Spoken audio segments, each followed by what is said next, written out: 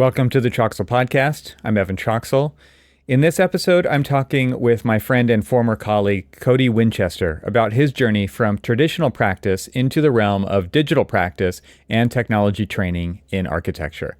My pre-podcast preamble, trademark, for this episode is a bit longer than usual, and for good reason, because today's conversation is near and dear to me as I revisit my past role as Director of Digital Practice at HMC Architects. Cody is HMC's lead technology trainer, where he has embodied my original vision of integrating technology training and education directly into architectural practice for the benefit of staff development. As we all know, architecture is a profession of continuous learning, and technology moves at an incredible pace, so it just makes sense to directly address and integrate tech training into the daily operations of a firm. Luckily, HMC is an organization that also believes that to be true. It's also worth noting that it's not an easy commitment for leadership to make, as we've seen many firms steer clear of this facet of what I think is table stakes for the evolving practice. Many have, naturally, asked, and you've probably heard this before, what if we train them and they leave? But the question one should be asking is, what if we don't and they stay? You see, in a previous life, I taught emerging technology courses at the undergraduate and graduate level for over a decade in the architecture department at Cal Poly Pomona in Southern California. And this conversation is really a result of my experience at the intersection of education, architecture, and technology. One of the goals of digital practice at HMC was to continuously raise what we called the digital IQ of the staff by creating a dedicated technology training wing whose mission was to create and deliver an ongoing curriculum for the staff that included tools, workflows, and a whole lot more. Cody took that vision and ran with it, creating a successful, integrated technology academy within the organization that continues to this day. Fast forward to mid-2024, where Cody was proposing a talk for Autodesk University to tell the story of how a culture of digital literacy had been created at HMC over the last 5 years. And once his talk was accepted, he reached out to me, and we talked and recounted some of the history of HMC's digital practice that led up to his hiring in 2019. Some of what I shared with him, he was just hearing for the first time, and he took some of that and he included it into his talk that he gave at AU. Cody's curiosity during our chat sparked memories I hadn't thought of in years, and it was great to have this conversation with him so that it could be shared with all of you through that talk at AU. My hope is that this story that we're sharing today will inspire others to also go down this route. Today, he shares insights from his recent case study that he presented in the fall of 2024 at Autodesk University, which I've provided a link to in the show notes, discussing the evolution of digital literacy and technology implementation at HMC Architects. We also explore the importance of bridging the gap between practice and technology, the role of training in modern architectural education and in firms, the critical need to capture and transfer knowledge from experienced professionals to the next generation, and the challenges and successes of integrating technology into architectural practice as the underlying technology continues to evolve at a pace that is difficult to keep up with. Before we get into today's conversation, I would very much appreciate your support by subscribing to the show wherever you watch or listen, and please leave a review on Apple Podcast or Spotify. It really helps get the show out there. If you'd like to receive an email from me when new episodes are published with all of the links and other information as they come out, you can sign up for that by becoming a free or paid member at trxl.co. Just click the big join button in the lower right-hand corner. Speaking of paid memberships, one of the perks of that are my episode analyses that I publish in my Leadership Edge newsletter.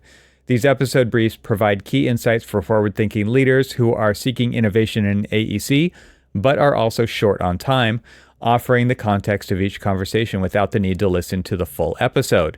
They're designed to keep you updated, spark your interest, and encourage you to tune in if those ideas resonate. Leadership Edge newsletters are only available to paid members of Troxel Plus, and you can become one at trxl.co. To get a taste of what's on offer, you can search for Leadership Edge on trxl.co for a few previously published examples. So, now without further ado, I bring you my conversation with Cody Winchester.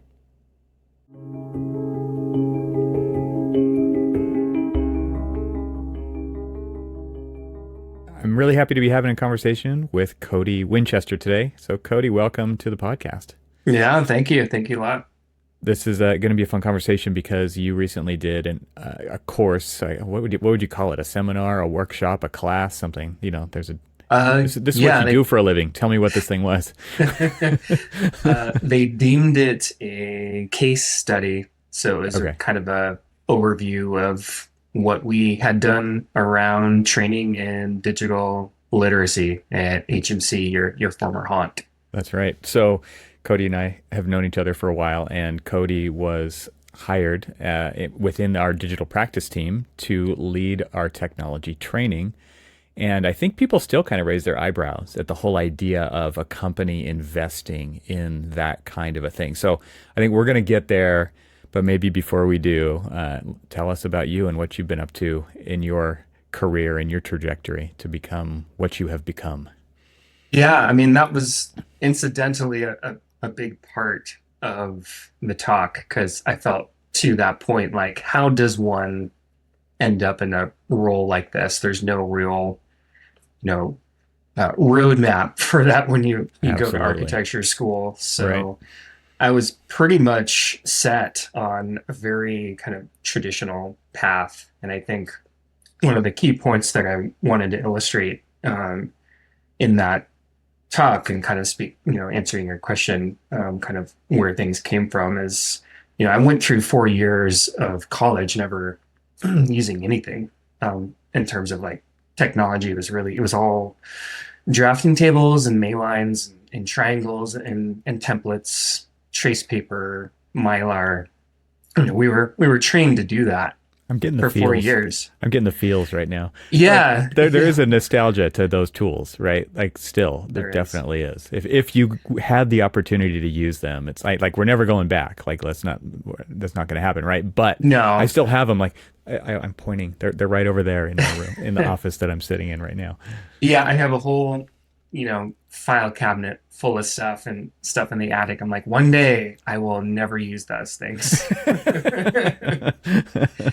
But yeah, it's still just this important part of like that journey. It still kind of forms the basis for how I think in a lot of ways. So, from that journey, it's sort of like how, finding this inclination towards using the technology that's become available, and how that kind of starts to align in the career path. And in some ways, like how you come up against the resistance in the practice towards using it, and it kind of, in some ways, pushed me away from that traditional path. It's sort of Mm, like once you know that you can do it that way, why would you pretend that it's not there? hmm And so that led me to, that this role that I have now as a lead technology trainer, which you brought me on at HMC, more than 5 years ago now. And that was never a role that I thought that would exist, nor a group such as a digital practice. It had always been a kind of, club inside of a larger Yeah. practice, and maybe you'd have some time, and most of the time you wouldn't, to really push that kind of agenda forward.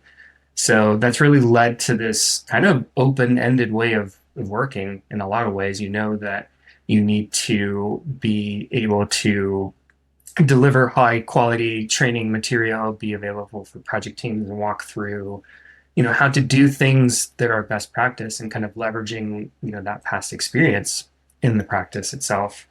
But it's still kind of, even at this juncture after 5 years, it's sort of like where does it go from here? Even, we put out or we launched a kind of formal learning management system, and there's a lot of kind of consuming that data around training and trying to figure out how to translate that into KPIs for the business, hmm which is kind of hard. It's sort of, you look back on your own career and like, well, I went to school and I did these things and I know stuff and I'm able to do what I'm doing right now, but like pointing to a particular class or a particular grade or some outcome in terms of like what you do now, is still kind of difficult to gauge.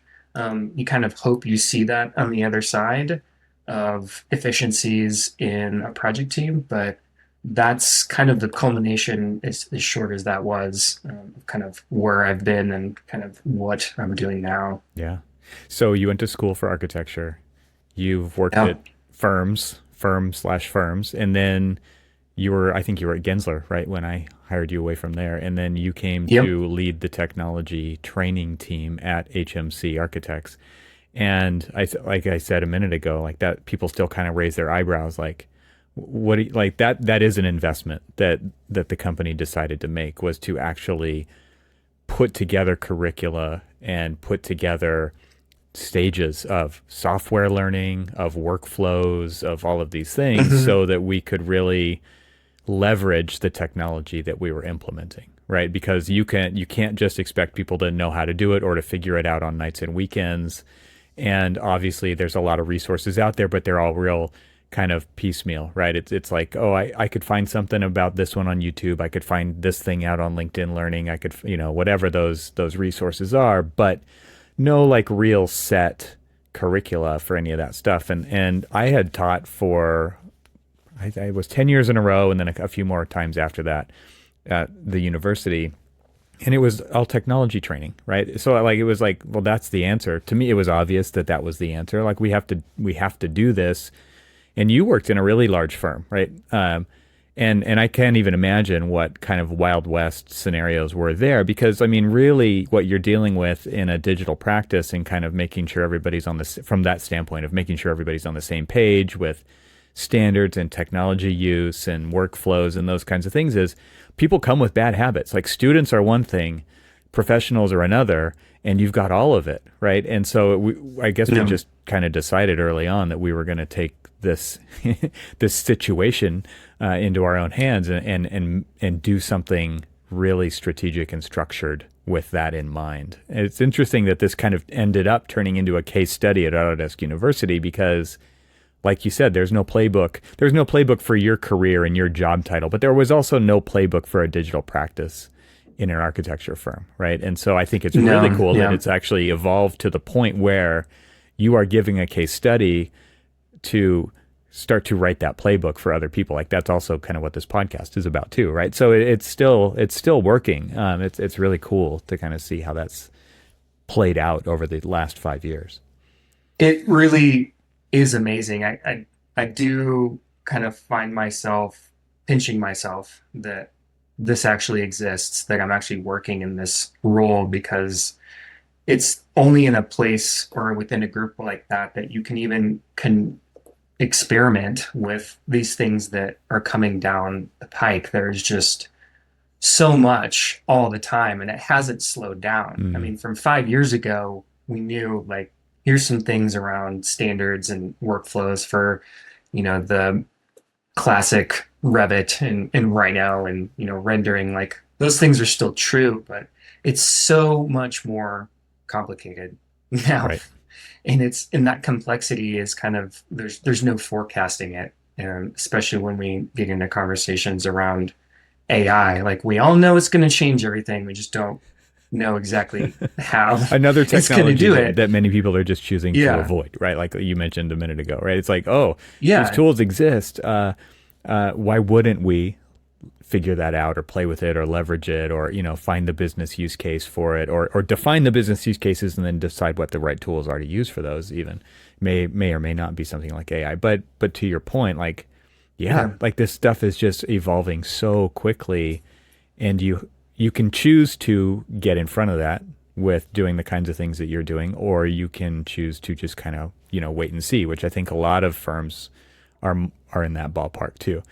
Bigger firms have more resources maybe to put into this, but at the same time, Hmm. it is a strategic choice to do that, right? And so I'm curious from your point of view, like where you were before coming to HMC, what kinds of experiences did you see there, so and that really, when you saw this opportunity, made you think like, oh, I want to be a part of that.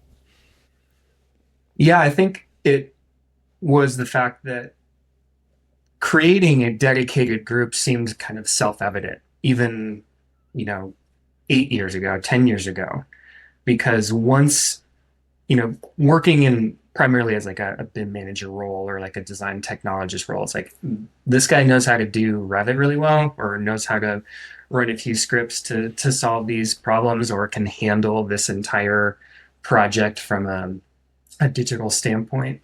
Is there's so much time you'd have to invest in figuring that stuff out, like the nights and weekends, like you mentioned. You're just like, I need to know how this works. Otherwise, it's all on me. So like no one else can just figure this out. And doing that enough times and not being able to kind of take those lessons out of your experience on a project and really cultivate them into something that could be used strategically. And being placed on new projects, you would sort of have to abandon what you learned, because now you have to focus on achieving what needs to be achieved for this project. What you did in the last one doesn't necessarily fit what you're doing here. So enough of that happening leads to that conclusion. Like, I wish we just had time to do that, where I didn't have to work on the project as much as I do, after some, time, gaining that skill, and work with other people that know how to do that. And, you started to find some of those folks in, my past life, and Gensler, there was enormous talent. They were just spread around the country, and you kind of find them in this kind of like strange way. It's almost like you can sense there's this disturbance in the force. You're like, I know someone also is doing this. And you just kind of start gravitating towards each other. It does kind of feel like that. You ask enough questions and enough people start listening. You're like, actually, I am doing that. But I'm in Baltimore. There's kind of this shadow network, right? Like it is real grassroots. It totally is. But then there's like these messages that go out. Hey, and then you learn kind of who those people are, and you build connections, and over time you build relationships, and then you just know like who to go to. That applies to lots of different stuff inside of architecture firms, right? It could be detailing, it could be code, it could be lots of stuff. But to your point, like. And on some level, there's even people who are hiding their really amazing skills in this stuff because that's true. I mean, there's reasons. There's reasons why, and that's pretty sad, I think. So it's like coming at it from this different angle of like really identifying a group of people who is responsible for this, and then you are actually looking for those people in the firm to identify that can be kind of ambassadors and potentially trainers, or you just kind of identify who's really good at this stuff and who has the capacity to do it. But then it starts to really build a stronger backbone in the company of these skills, right? And it worked that way. There was this kind of like tribal alliances that developed from that.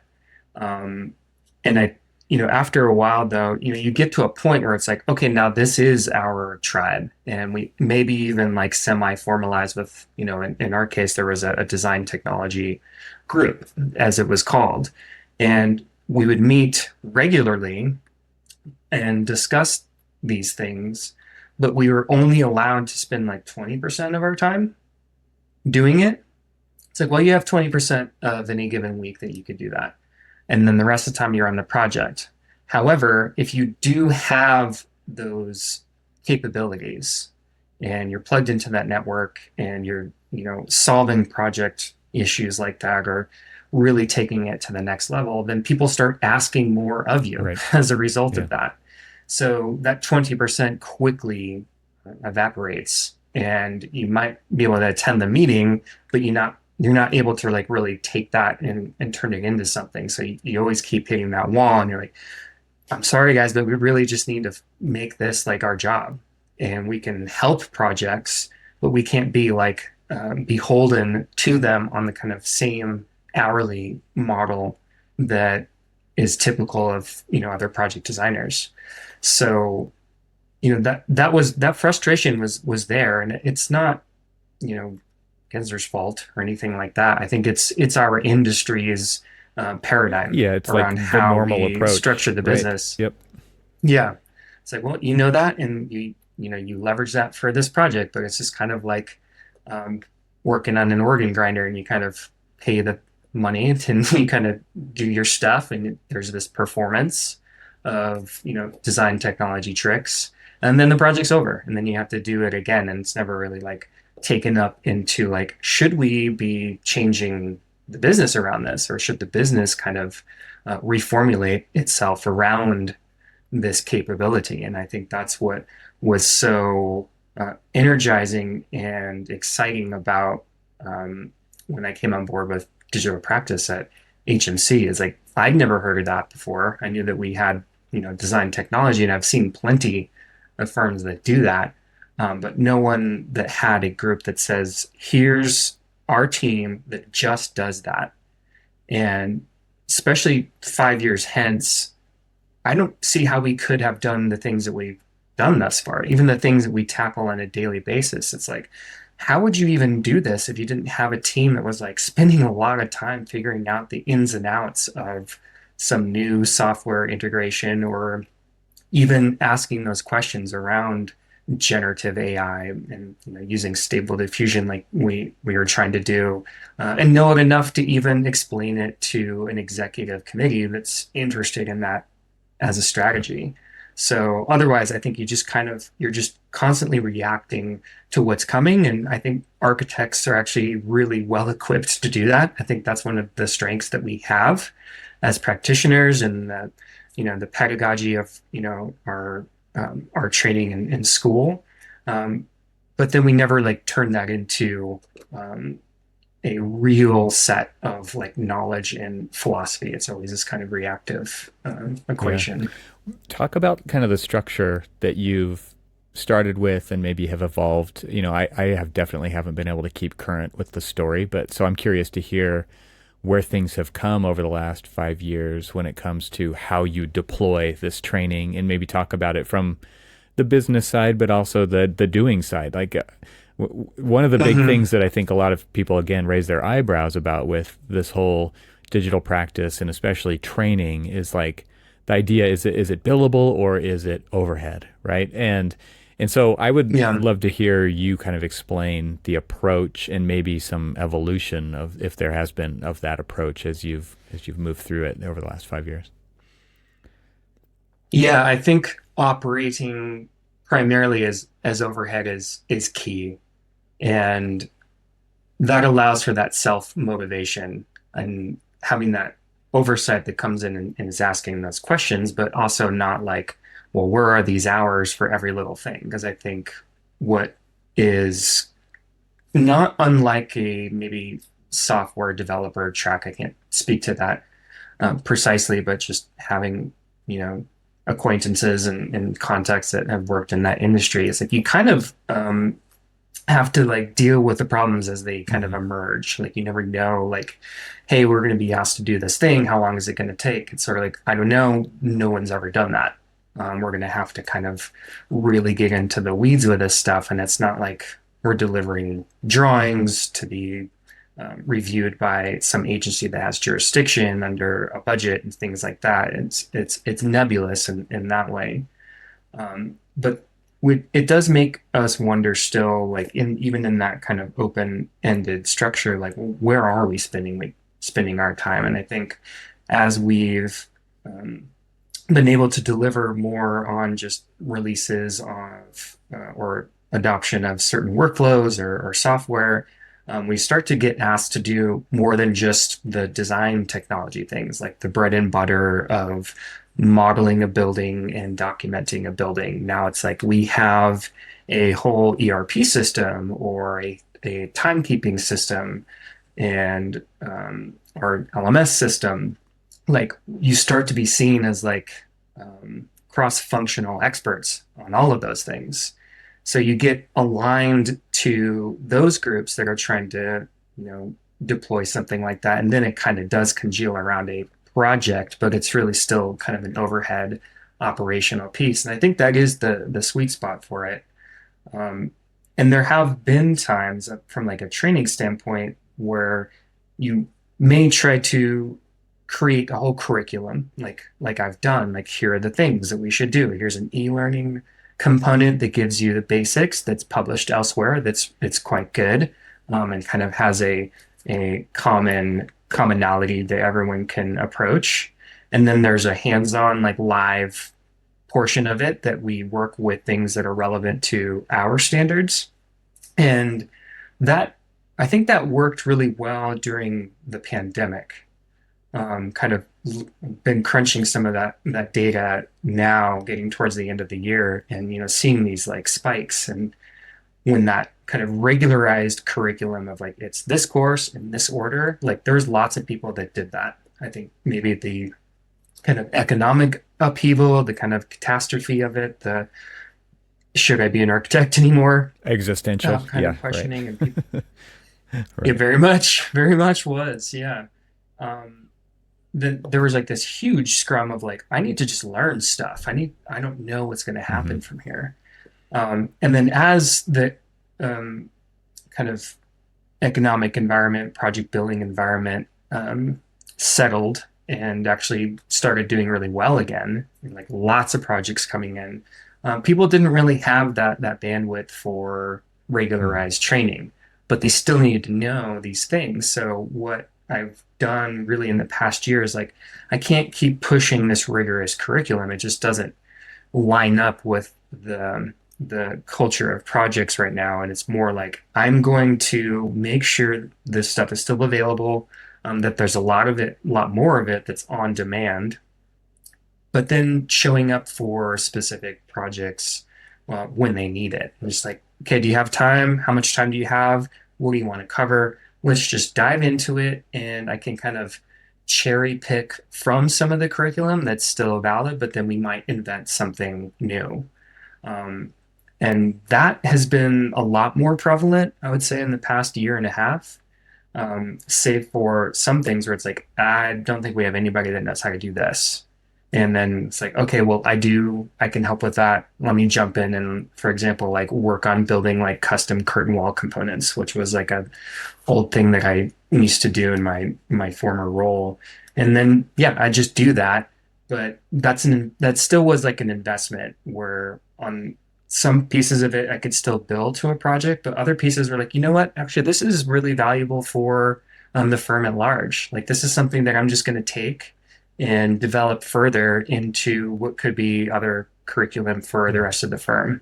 And that kind of helps give an on-ramp to the building so they're not just, charging my time necessarily. So really it's been kind of, well, not to kind of be hypocritical with what I was saying earlier, but it is kind of reactive in some ways right now. But I think the really pulling out the data from the training built upon that learning management system, I think is where we're going to be asking those tougher questions of that value, that return on investment, and like how that's going to um, really track our like key performance Yeah, around when I think training. of what you're saying, it's like the a title of one of my previous episodes with the Slantis crew was AEC is an adhocracy, Yes. right?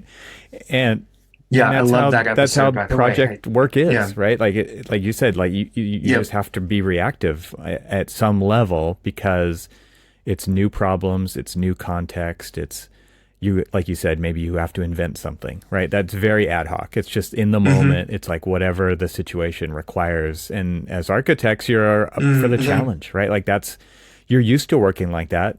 You're not like overwhelmed by that idea. That's kind of exciting in some ways, right? To show up to work and what's it going to be today? Who knows, right? And then there's the other side Yeah. of it, which is like there's structure and there's things that people can rely on that are maybe long form, maybe they're sequential, and maybe they're working their way through some kind of training materials. But it's a balance of all of that. There's stuff that's going to be applicable to a studio or to a team or to an office or to the whole firm, and there's other stuff that's like, man, we're never going to do it like this again, but we have to do it for this project, kind of a thing. And really just understanding that from an orchestration standpoint across the firm and being able to translate that Hmm. to leadership who wants performance and accountability and ROI numbers and metrics and all these things. It's like, well, you can't have it for everything. It's like saying, well, just try to qualify the value of design. Like, what's the bottom line there? It's like, well, it's a Right. hard thing to do, right? Like there's Hmm. certain things that are very difficult to do that on. But I want to go back to this idea of like risk versus reward for implementing training like this. I mean, and there's other things that you could apply this to as well, but we'll stick with training for now. Like you're constantly kind of evaluating like what's the old adage? It's like, well, what if we train them and they leave, and then the second question is, well, what if we don't and they stay, right? And and the whole idea Yeah. of trying to establish standards and workflows so that people can agilely work on one project and then another and then in this office and then in that office and on this team and on that team without having to relearn how that team does it, right? And we all know that this happens in lots of offices out there. And so there's risk and reward at that level. And there's risk and reward in like the whole tell us like what is this doing for our firm? How is this applicable to the business, right? And I'm sure Hmm. you could pretty easily say, well, man, here's the benefits, right, of actually doing this. So I'm just curious from your standpoint when you're kind of looking at the whole thing, and if you just go back to the beginning and say, if I had to make that argument then, now, knowing what you know now, because people who are listening to this haven't done this. I mean, some have, right? But a lot haven't.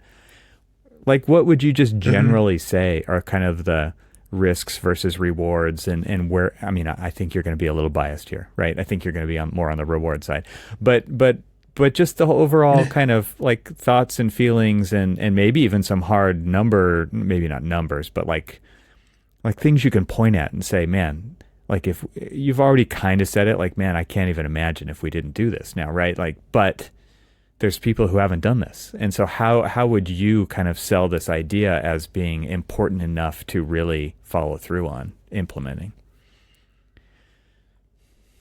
I think the biggest thing that I could point to, and I kind of pointed to it in my talk, is, you started the group, circa 2018. And we got on our feet really by the fall of 2019 on the eve of one of the biggest events that's happened in 100 Yeah. years in the world, which, we kind of look at it now in the past, like, yeah, this pandemic thing happened. That's It's how I like, looked at it. That's you how I should looked at really it right as it pause was on that. happening. I'm like, we'll Yeah, be back in the office in 2 weeks. be fine. I don't like the effects are still Mm, present now. Like everything that has transpired on the planet right now, like geopolitically, business wise, finance, inflation, like a lot of these things, like guys, there is one key event that this all ties back to. Like this pandemic was the singular most affectatious thing that's happened in the world in the last 100 years. Well, as far as like pandemics, and not excluding world wars, but it's at that scale. That's something that really wanted to emphasize. Like this was such a massive shift in our thinking, in our working, in our doing, and the way that we form community. All of these things that we're affected by. Um, Distilling that down to just the simple, like, okay, now we don't have project work. I don't think if we didn't have a digital practice, at least up and running to the degree that we did, with the folks that were brought on board. And what we had to do to shift the entire business off of like local servers and like local desktops and move them all up into a cloud infrastructure and set up ways to collaborate remotely. I don't think we would have been able to do that as quickly as we did without having the team that we had in place at that time. In that respect, I feel like we were very lucky. Like larger firms, I think, like my former firm in Gensler, like they were already set up to do that in a lot of ways because they're multinational. The remote infrastructure was already there. And a lot of that kind of shift to the cloud happened in like the early part of my tenure there. And it was very practical in order to work in these different markets and collaborate with everyone that was in those markets. But for for HMC, really just localized California firms, like used to everyone just kind of logging into servers and working that way. I don't know how long it would have taken for that kind of change to been adopted if there wasn't already a team that had some background and capabilities around that. So I think that's a key point right there to having that type of group. Like in terms of risk and reward, it's like, can you respond to a changing technology landscape? Can you adapt to a changing business landscape, like what we saw in the pandemic? If you don't have folks that are kind of already there, like thinking and forecasting and experimenting and testing and working through those scenarios in some maybe tangential way. And even now, like the things that we're trying to do to digitally transform the company, it's like all of the steps along the way. It takes people like full time figuring out how to do that, not just from an IT standpoint. I think that's a key part. I think a lot of firms would think, well, we have our IT group. It's like they're not from the practice. They are not architects. Right. Yeah. So they're really great at solving those problems, but they're also going to have to extrapolate a lot from what you're telling them. And in some cases, they're just not going to get it. As a it's user, just not the same language. We forget as a the user, idiosyncrasies. you're always going to walk away from that conversation very dissatisfied, right? Because they don't understand where you're coming from. And I'm glad you brought that up, because I think that is a key distinction to make when it comes to technology teams and then training, right? Is like you come from the practice side, I came from the practice side, and that was very much like the intended audience of all of this stuff. It was not computer nerds. It wasn't, there was 5 generations in the office, right? There's very literate technologically people, and there's very illiterate, and there's the spectrum in between. And you have to talk to each one of those. The common language that we speak is architecture, right? So how do we translate these things to all of these different kind of languages of not just generations, but there's all kinds of ways you could dissect the demographics there, right? It's really interesting to kind of think of it from that standpoint, that it really is rooted in the practice side. It's not IT coming at solving this problem. Mm-hmm. Absolutely. And it's funny because you do have to have this hybridization. Like it's not just like, let's just get architects together with IT. It's like those are, spectrally like mutually exclusive. There's no Venn diagram. It's like not really, especially if you're someone in one of these older generations, even including the older millennial like myself. It's like I used ink and Mylar for 4 years. You weren't the and native. It wasn't really until like so it's like if you have folks that like almost went into their career well into their career doing that, like where's that then overlap? So it's like, again, it's like, how do you capture like that tribal grassroots assembly of a group of folks that have a technology talent that are or coming at it from a native standpoint, like, yep, this is the only way that I've ever done it. Like I started my first year of school using Grasshopper or Dynamo or, Python scripting or what have you. You need those folks that have that tendency in the practice to be able to be an effective interlocutor with IT, like very brass tacks of the technology infrastructure. And that hybridization, I think, is kind of the secret sauce. And I've really come to appreciate how we did that in the last couple of years, where it's like this group needs to be part of this group under one technology umbrella. I don't think it has quite the right name for it right now. We're just calling it technology. We still have digital practice and we still have IT. They still have these like separate identities, but this kind of like love child we have that like makes all the other things, come together, where it's like, yep, these applications are relevant to the practice.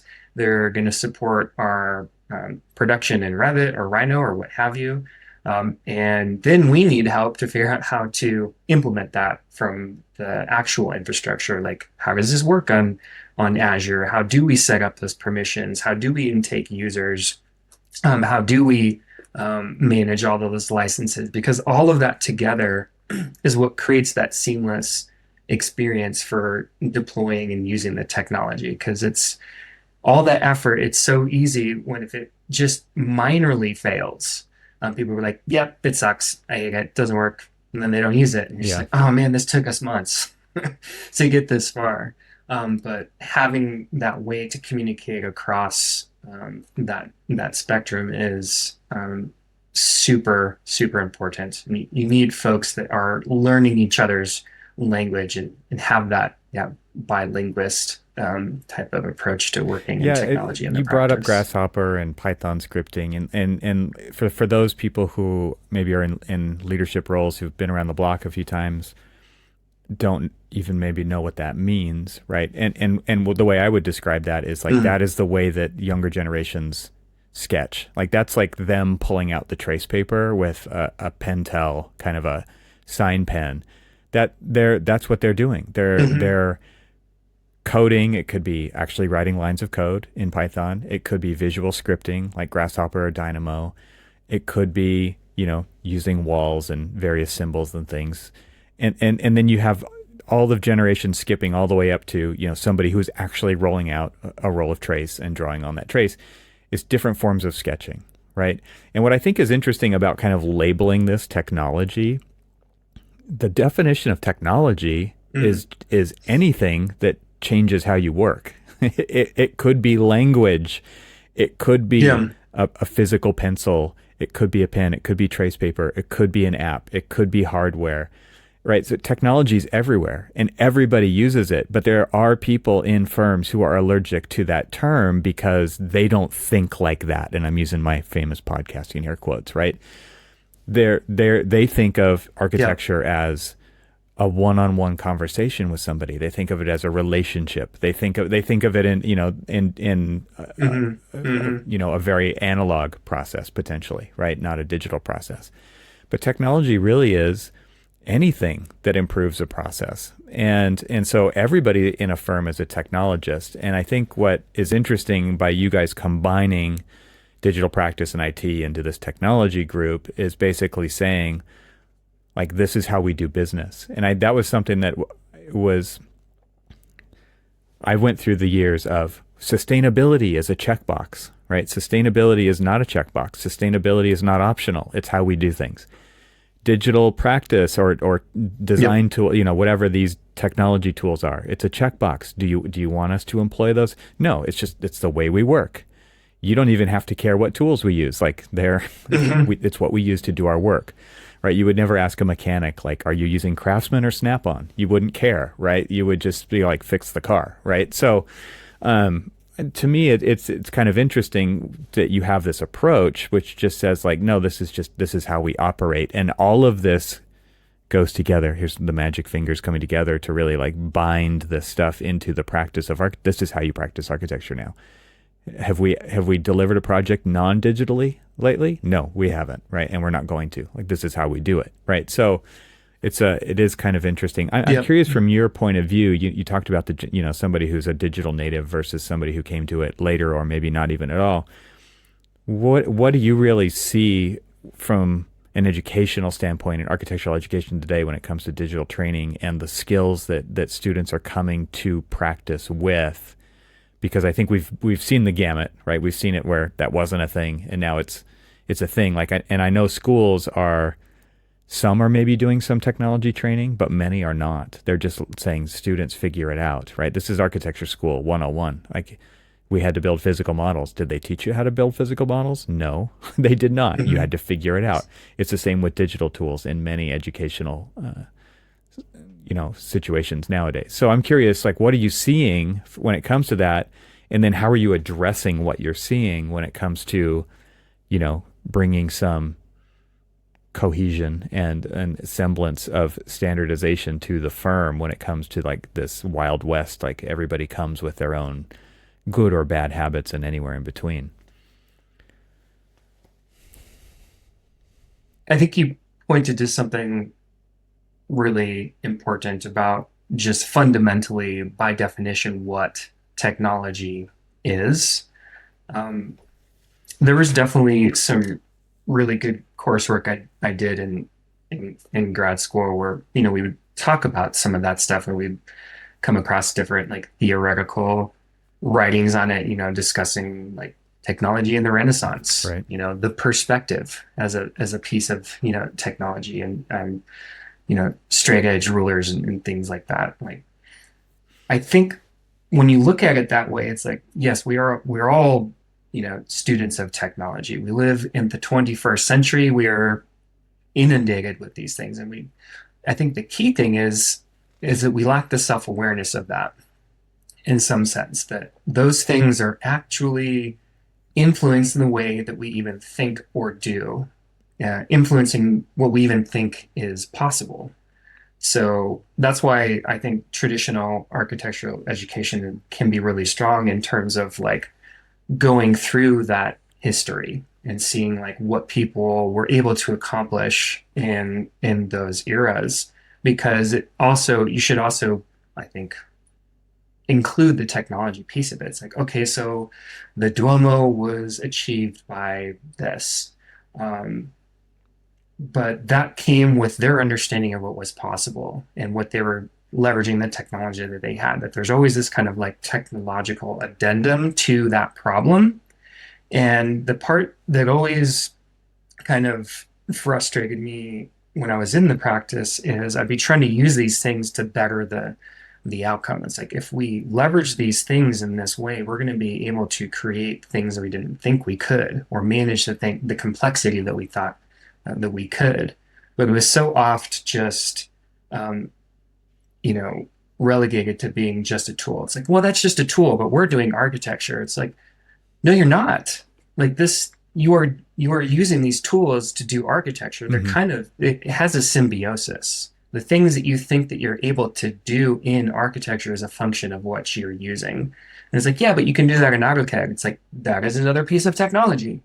The way that you're thinking about this problem and how you are thinking of solving it, even using AutoCAD versus something like Revit, it's like, do you understand that is your paradigm of design is a function, or is at least mediated through the technology that you're used to?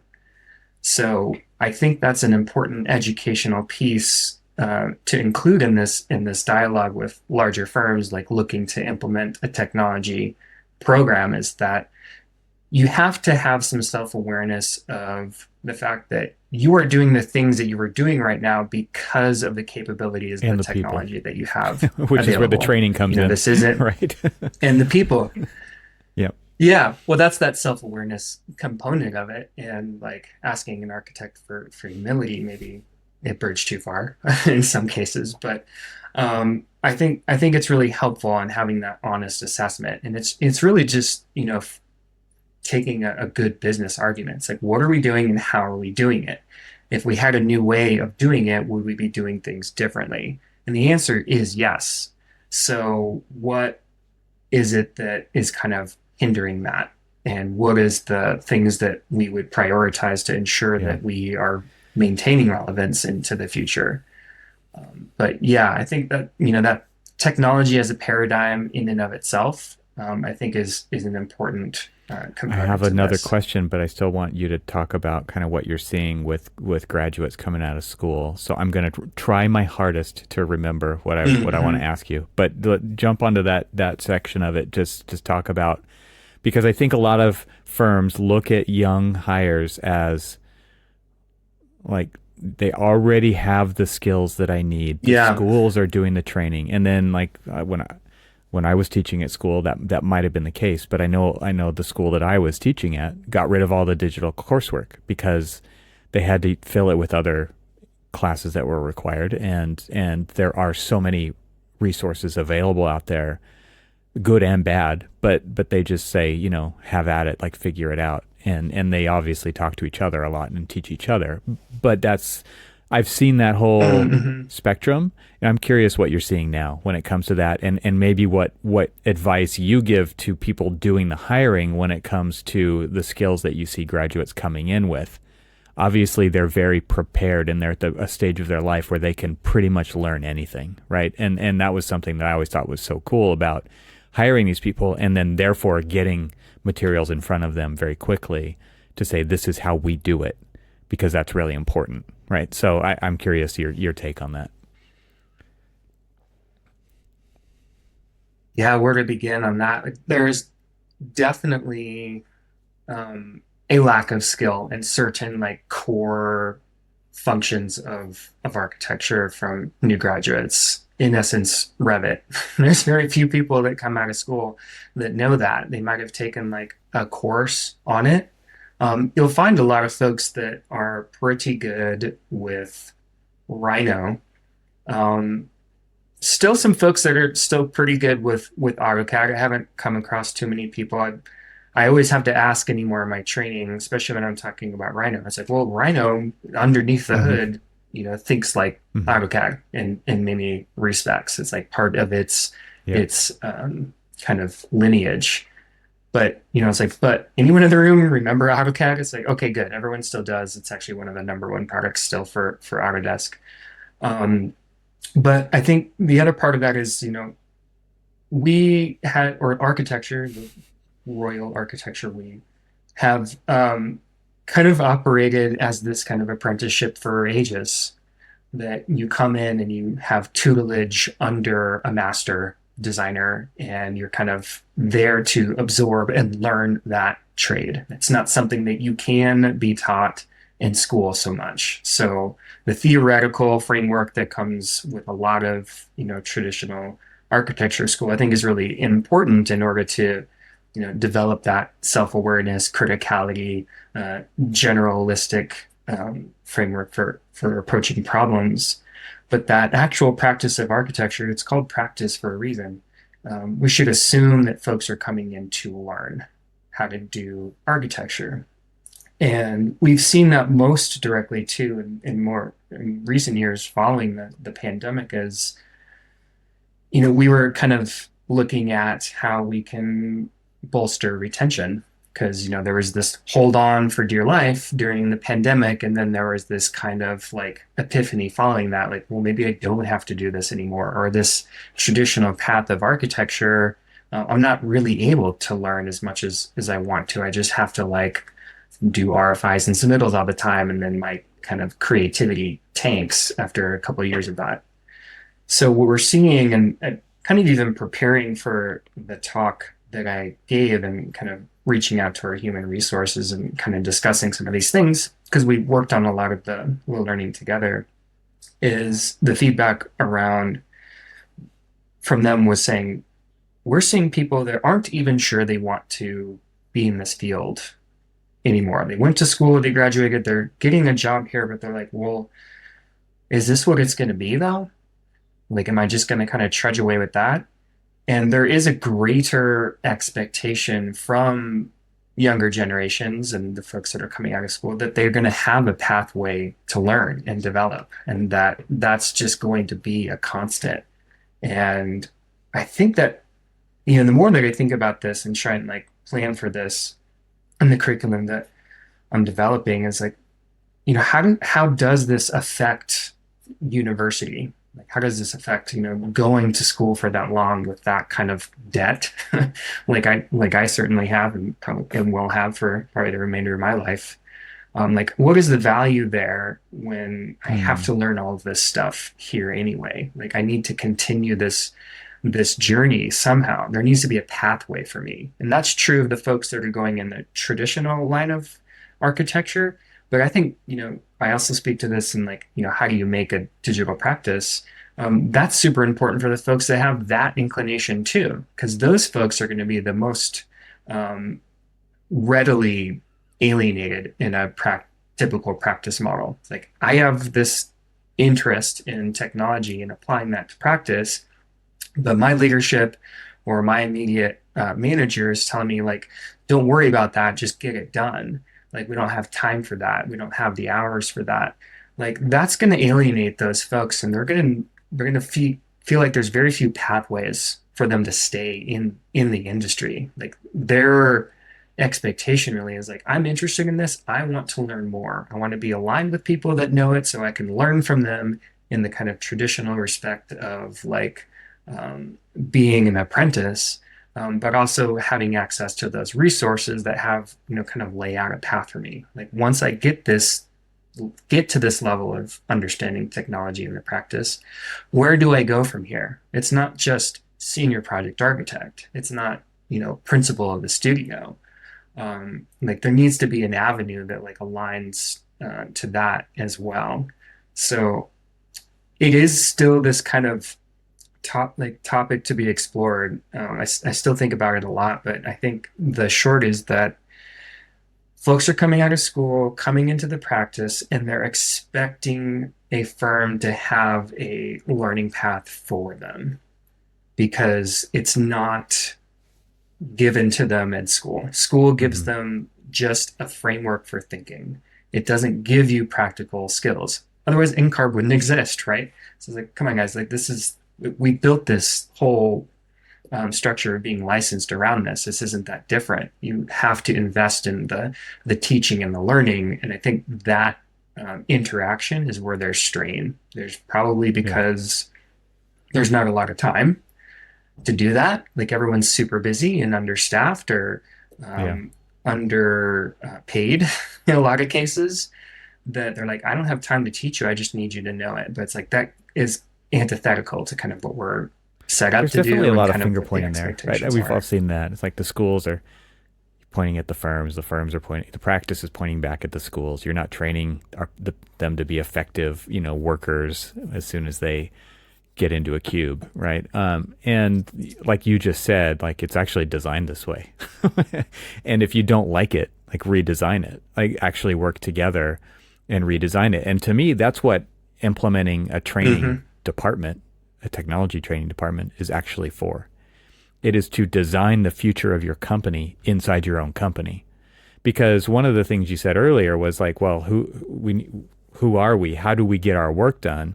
And usually that comes back to tools and process and workflows. But it's also, who do we want to be? What kind of projects do we want to be known for? What do we want to be known for? Why do we exist? And then designing a path toward that.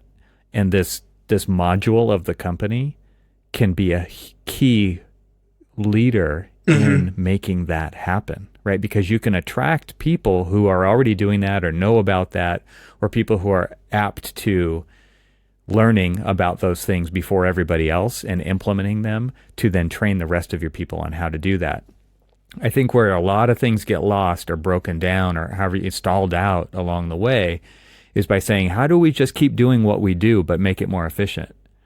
Like that's not progress, right? That you might be able to look at a spreadsheet and see something there that makes your argument, but it's not that's not why you exist. Like you're a business for a reason. You're a collective of people for a reason. And so I really feel like these kinds of groups in a company are, the purpose of them is to evolve the company and not just stay doing what you're doing. Yeah. Absolutely. Yep. That I kind of want to go back to one thing that you said about kind of the audience here, like for leaders of a firm that may be hearing these terms around like what is Grasshopper or visual scripting or things like that. Why does that matter when we're doing drawings with dimensions and sheets to submit to the city for review? Like why does that matter? And to that point of like, where do you want to be? One specific example we had about like using Grasshopper by way of Rhino is the goal wasn't to use Grasshopper for the group. So we had this initiative where, just to back up, we had this initiative where we said, okay, we have a lot of people using SketchUp, as you remember, and we would really like them to not be working in SketchUp that much. We'd really like them to be working in Rhino. And the reason why we would like them to be working in Rhino is because you have access to Grasshopper, and Grasshopper has this capability and so on. But it's not just that kind of progression as the goal. The business strategy around that is we want to, as a firm, for our projects, be able to leverage data and analytics more for the production of our projects so that we can validate sustainability principles, that we can validate the efficiency of a curtain wall system or like how this stuff is going to go together, the tectonics of the building, and that we have a way to interoperate between our other software more readily. Like it's not just this import, export, manually convert. It's that the goal is to be able to leverage data more to achieve these goals around sustainability, efficiency, et cetera. And then this is the vehicle to do that. So that's that's something that I think is really important for setting that mission for a firm with this group. And the reason why this group can do that is that they're always thinking about how to translate those goals via the technology. Like, well, now that we can do this, what else could we do? It's not, to your point, it's not just like making things faster, because that's kind of like making an old process better, but that process, is going to deprecate before too long anyway. It's like any discussion around line weights that you have in a firm, like, well, Revit line weights, they aren't as good as AutoCAD. It's like, well, they don't, I hate to say it, but they don't matter that much anymore. And it's in one respect, I mean, it's like they do only from a very kind of rudimentary readability standpoint, but having like 12 line weights as an example, the reason, like an example there is that those line weights were meant to contain information and translate that in this other way to a reader or a viewer of that document who also had literacy in what line weights were, so that they could understand the mechanics of a building through this symbolic representation of a floor plan. That method worked in encoding that information with AutoCAD and even old pen styles. But now that we have robust three-dimensional models that contain tons of information and data, like that's actually not serving that purpose anymore, because you literally have access to that stuff now. And you have to start seeing that and then saying like, well, what else could we do with that? Like, where can we take this now from not only from optimizing our current processes, but like developing. I didn't know this was going to be a podcast about line weights, but now it is.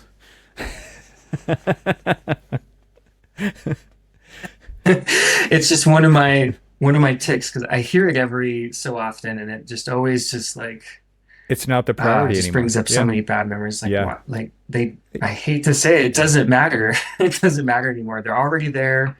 Like however it looks, it's not the most. It's like the 12th most important thing in like the I always said your project that the tools are not why we do this. The whole point of digital practice was not so people could just geek out on technology, right? It was to identify the outcomes, identify where we wanted to go, and then figure out how we were going to get there using tools as leverage to do that. And again, tools is a very and tools and technology, it's a very wide ranging definition, right? It's anything that helps us get to where we want to go and be who we want to be and serve who we want to serve.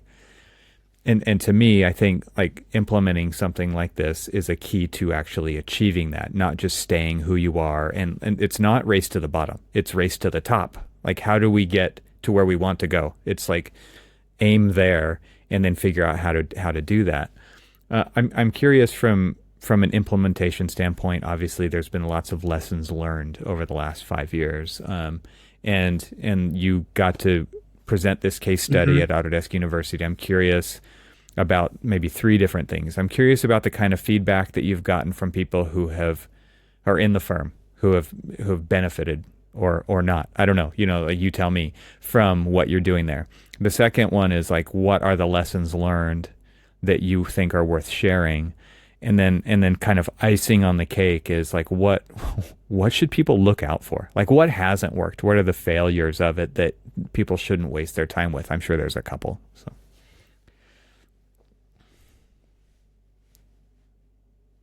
I had to think about that a little bit, because I think it depends on the firm in terms of like how much feedback they're willing to give. Like some Mhm. are more forthcoming than others.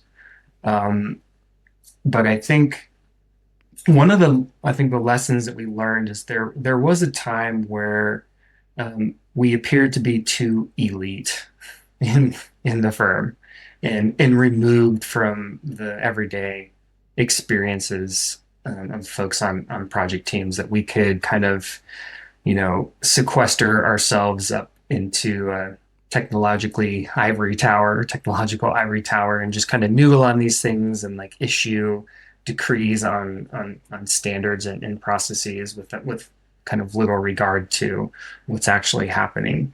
Um, so we did go through a kind of uh, process of like deep survey of the company, like just to fill out a survey, but also lots of one-on-one meetings to just really gather that feedback because we were starting to kind of see this Mm. resistance and kind of almost kind of palpable disdain in some cases. Not always. I think, most people are very professional and polite, but you could just tell you're like, I don't think you were totally like wanting to hear what I just said about X, Y, or Z. Like you should, here's a process that you should do. Like, yeah, we don't do it that way. It's like I think maybe we're kind of missing each other here. And there had been enough of that, as well as like, explicit complaints to leadership to be like, we need to kind of assess this across the board and see what's going on. So we did those series of surveys, and that's where we started to get some of that feedback that, yeah, you guys seem like you're kind of off in your corner and not really doing what Mm. we're doing in this kind of high and mighty way. And some of the adjustments that we did see there, I know we had this discussion. I'm like, yes, a digital practice should mostly be an overhead type of operational department. I think that's still true. I think the inversion from like a past like design technology group or kind of informal group where it's like, well, you have 20% of your time where you get to work on like technology initiatives. I think in this case, you have to identify the folks on your team, not everyone, but a good portion of it, especially when we're talking about BIM management and like computational efforts. Like folks like that should be a lot more on projects too, not most of their time, because I think that starts to become counterproductive to the larger goal of a digital practice and the kind of um, digital transformation of a firm. But if they're not involved in those projects and they're not able to really sympathize and adjust and tune workflow processes to the needs of folks, and then they don't have that rapport in that respect, like you're not in this kind of fight with me on this project, because every project kind of feels like this kind of slog or this battle. I feel like we have a lot of like war Welcome to euphemisms in, architecture. in our practice around that stuff. This old war Totally. horse over here. Yeah. War horses and workhorses doing CA on projects. It's like, people it's a lot of work to do architecture. It's really hard. Um, so you need folks that can you need the people who are coming up with these ideas around technology and trying to initiate some sort of strategy around it, to be able to share that pain or share that experience. I think that's a key component of it, and we're kind of humming along in that way. There are some key people that are like, well, also aligning to work, where your folks on your team want to work. Some people do want to just like take problems out of projects and just really noodle on them for a while and like, I want to find the solution to this, or at least a kind of hypothetical strategic solution that will affect more projects. And other folks are like, I love having this space, but I really want to be in there working on these problems with the folks on project teams. And we found a pretty good balance on that. We have our folks that are like really involved in the projects and are able to give us a lot of like real feedback from the practice. So I think that's one key lesson learned. Other things would be you just you just don't know what you don't know. And some of this stuff when it comes to like testing software and deploying software, we've had just tons of like hiccups around that. We have one going on today that kind of took up part of the morning. It's like Autodesk desktop connector. We've been putting it off for a long time, and then now we have to use this new version, or the version that's been out for like 10 months now or so. And it was a huge disruption, or the installs didn't go right, and we just didn't have enough time to like really test every case. And I think acknowledging what you don't know in that from a digital practice standpoint, you may say like, yeah, we just update to this thing. This is, what we need to keep this suite of tools running, or our app stack kind of up to date. Is you really do need to leverage that expertise from your like IT group or like developers, really looking outside that group, anyone who has experience in like product management and release and kind of UI and UX and how to gather feedback from customers to deliver an app, so that you can get ahead of those hiccups, because every little mistake that comes up in a deployment does harm to the reputation of the group. And like I said earlier, it's like you may be spending all this time to arrange all this thing and get all of this complicated information behind the scenes and connections to this or that to work. But as soon as a user logs in and it doesn't work, there should be like, nope, sucks. You guys suck too, by the way, because you didn't figure it out. You're just like, that part's really hard, because you just like, in some ways, because we came out of the practice and we're into technology, we just don't have a lot of that understanding of those things either. It's like, well, what are the steps that we should be taking to like move through like alpha, beta release, of an application. So I think that's something we're still kind of learning. And when you're looking at putting together a group like that, it does matter the kind of array of expertise that you're bringing together. You have your Revit folks, you have your Rhino folks, your Grasshopper folks, your visualization folks, but don't underestimate the value of like folks that know how product management works, that know how development works, alongside even folks that know how to really gather that feedback and market it too. It's like, what is a good communication plan? We've suffered a lot on communication before too, where it's like we just didn't get the message across. We didn't find the places where people were actually checking. It's like, oh, we have this post on our intranet. We also emailed it to you. They're like, yeah, but did you show up in person to my meeting? It's like you have to recognize the culture of the folks that you're trying to support also, which comes with some of that expertise around like marketing and product management and throw their hands development. up in the air, Like right? And like, oh, this just sounds like a massive headache. Yeah. Yeah. Yep. It's like, I'm frustrated with me. Back to your earlier point, your first Frustrating lesson myself. learned about just kind of the elitism. I've definitely changed my thoughts around this. Early on, I definitely thought of, like, especially the design technology team as being kind of a skunk works or a SWAT team, or, a really kind of high proficiency, high performing, in and out, like we do black ops, right?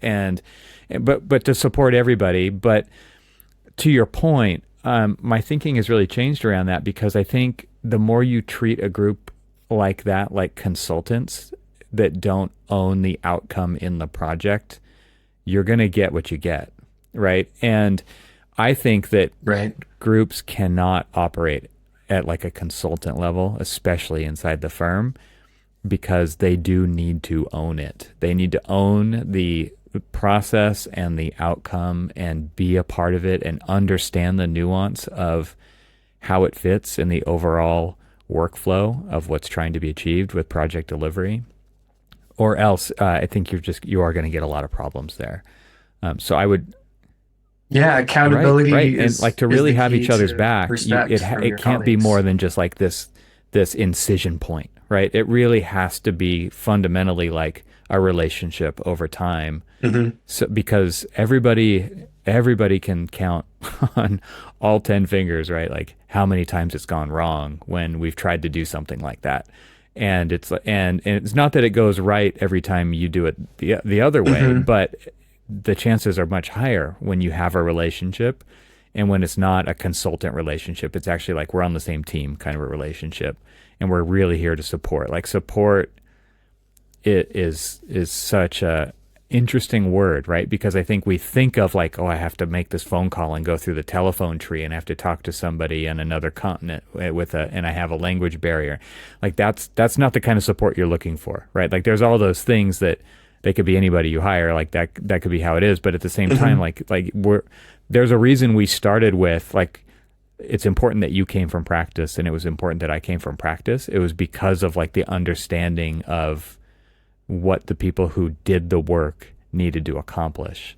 And they weren't just reacting to putting out fires all the time, right? Like we put out fires on projects, but we also like this is why we do projects, right? So you Hmm. have to speak that language. And I think you have to be there. You have to be that person who's really like you have each other's backs in that situation. It's definitely a great thing to look out for. I agree. It is crucial.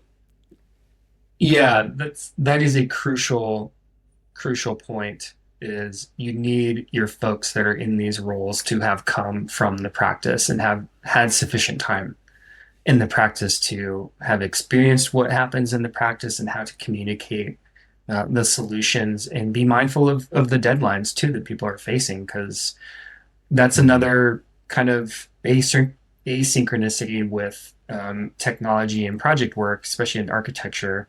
Like your deadlines are coming faster than it takes to develop a solution for that project from a technology standpoint.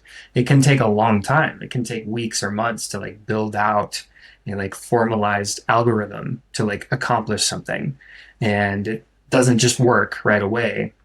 And in some cases, you might have to say, hey, I need to give you something just off the cuff, but I'm not going to forget about this and still have a way to like work on those solutions in your kind of other digital practice role. But that sensitivity to the needs of the team only comes, I think, from having experienced that. And it kind of reminds me of a key point for those in looking to create a group like this or interested in kind of what that looks like is you have to be able to see this talent happening on your project teams and cultivate them. They're not it's not some like external hire that you can say here's this person they're an expert in Grasshopper. This is all they've been doing their whole career. They work for McNeil or something like that, or they work for Autodesk and they're going to come and help us. You're like, well, that person is the software expert, but they're not the practice expert. And that would be a mismatch if you're trying to just like hire that into the practice as a solution. I think there's ways where this is organically happening. There's kind of without exception, there are folks that have talent around technology and architecture. It's just I think it comes with our trade because again, like we're all technologists whether we're aware of it or not. Um, but being able to cultivate and have that pathway for those folks to grow into those positions of leadership from a digital practice standpoint, or even leadership within the studio itself, that practice kind of transition is key to making Nice. a group like that work and Is be there able to anything provide else that that support. you covered in your case study at Autodesk University that you think is worth mentioning? We'll definitely have a link to that course that you pre-recorded in the show notes for the episode. But is there anything else from your presentation that you feel Yep. is worth pointing out? What I'm really interested in doing at this point, having developed a training curriculum, placed it onto a formal learning management, plugged it into our job functions in the firm and the kind of alignment with all the different stakeholders in the group is there's a key part that we haven't totally mastered that um, kind of amplifies it and makes this scalable. And I think it comes to like the knowledge management piece of it. That's kind of like where I end this talk. It's like how do we have a way to not only provide that training, but how are we going to capture knowledge from everyone else in the studio? You know, whether it's solutions from a technology standpoint, Hmm. but also just that expertise in the practice, like someone who's an expert in K through 12 or in, museum design or what have you. It's like there's this key part where I think you've said it to me in passing before, like, architecture tends to be like this pyramid scheme where there's like the person on top, like the expert, and everyone's kind of under them, and the only way that you move up is if that person retires or passes away. But I think, not to be so glib about it, but it's like I think what we struggle with in this industry too is that it takes such a long time to master this trade. And you get to that point, and once folks are ready to retire or move on, there's this open question like, well, how do you capture that wisdom and that knowledge from those people? How do you translate that into a training program that can like bolster the next generation without kind of going to the next tier of like old-fashioned, apprentice? Like you're no longer a Padawan, you are now a master. Like that kind of anointing ceremony that happens in architecture, I don't Right. think we have like a real formalized like business operational way to do that. So the knowledge management, I think, is going to be a really interesting next step. I mean, there's definitely platforms out there to support it, but the point that I ended on, because so much is in the digital realm now, everything that we do is mediated by technology somehow. Like our whole like existence is almost like virtualized now through all these different bubbles of information and technology interface that we have. That there's so much that we're generating in terms of content and information and knowledge that went so far as to propose this notion that I put it out there and I want to explore what this is, and it borrows from a familiar phrase that knowledge equals data. And it's how we can capture all of these streams of information and data that make up our business knowledge, that make up our trade knowledge, our expertise, so forth. The things that AI is being trained on right now, whether we like it or not, is how do we uh, make that more symbiotic and leverage it in a way that is in line with how we're moving forward in the future, that we're we're not just like sharing it colloquially. We're not sitting next to each other the way that we used to. We're not having that same kind of apprenticeship with like my boss teaches me everything. I'm there every day. We go on site, and certainly there are still those ways, but anymore it's all done through some kind of technology that can listen, that can transcribe, that can start to create new knowledge out of that. So I think that's an important piece to then fold back into what we're going to be teaching ourselves in the future, that we're going to have to find these ways to capture our experiences through our profession and translate that in a way that can be consumed by this next generation, because it's not going to be done through kind of interpersonal relationships that happened in the past. So that's Codifying that last that piece that wisdom I'm curious about going is a forward. key piece of the recipe. And I kind of think of it as this progression, right? It's like data, information, knowledge, wisdom. And Mhm. to get to wisdom is where you're really connecting the Yep. dots through experience. And those are the wise sages in our industry, right? And the reason everybody's bummed when they walk out the door is because Right. they were put into a box typically of performing their magic day in and day out, but most of it was just translated verbally and not captured, right? And so that's where the bummage comes in, right? It's like, oh my God, what are we going to do Exactly. without that person? Because they are walking out the door with so much wisdom, right? I mean, yes, they have knowledge. Yes, there's a lot of data points. Yes, Yes, yes. But it's the wisdom that everybody's going to miss, right? And that is what large language models don't have, right? What large language models understand is that these words usually show up next to each other, or these pieces of words show up next to each other a lot in language, or these colors of pixels show up a lot together in this kind of Yeah. image, right? They don't understand space. They don't understand the architectural process, right?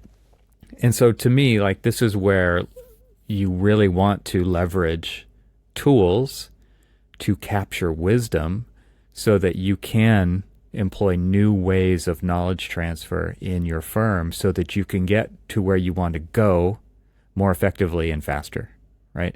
Because if you can't do that and those people do walk out the door, like you're just doing what you're doing. Like you're Yeah. not going to get any better at it. You're probably going to get worse at it because you don't have that resource anymore. And so everybody has to be a teacher. Everybody has to, and you can't just speak it. You have to capture it somehow, right? So you capture it through writing, you capture it through audio, you capture it through video, and you use that maybe for this training or, whether you're thinking about training an AI model or you're training people in a classroom setting or any of the various ways in between, you have to get to that or else you're just feeding the machine that isn't going to get any better over time, really, right? It might actually get worse, right? It's kind of like the fear of large language models is like there's so much junk content being created now. It's just going to water down the effectiveness of even that, right? So it's like garbage in, garbage out. So if you really, if you want to break that cycle, you really do have to Yeah. figure out ways to capture these incredible human resources that you have in your firm on the wisdom side of things, right? I mean, that to me is that is such a key element. And I'm glad you brought that up at the end because like it really is about the people. And you think about this whole thing, like we're not doing this to use tools. We're doing this to do architecture. Yeah. Architecture's for people. The people who make the architecture have this incredible wisdom that they've built through experience over, 4, 5, 6 decades, right? I mean, this is a nut that needs to be cracked, and I think what's so interesting is you'll watch startups like stop at nothing to figure out how to accomplish their goals, and I just feel like architecture firms are usually like, how do we just keep doing this for cheaper, right? And that to me is not. This is a lot of people aren't choosing architecture because of that. They're looking at the leaders and they're being like, well, why would I want to be like that one day? I don't want to be like that. I want to be like this dynamic, person who goes after challenges and really solves interesting problems. I'm not interested in trying to figure out how to charge less fees and do more work, right? So we're at this crossroads and every firm is kind of has their destiny in their hands and they have to figure out how they're going to do this. And so I'm so glad that you could come on the show and just kind of talk about the process that we went through to really like try to figure that out. I mean, this is just one component of that.